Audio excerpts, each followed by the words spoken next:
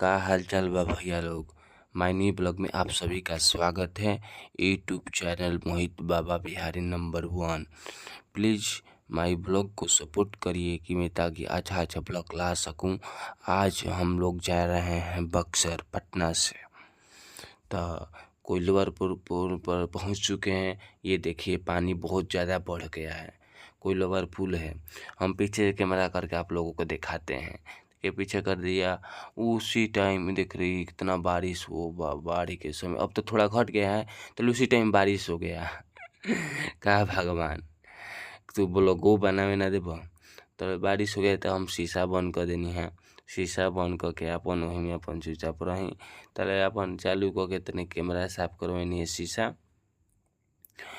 तब कोइलवरपुर पार करके आगे आगनी है, थोड़ा सा आगे आनी है।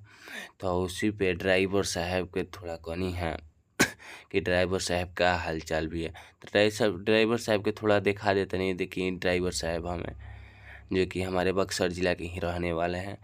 हम पटना में थे, शूटिंग हो रहा था मूवी का, तो उसी टाइम पटने में ही थे 4-5 दिन।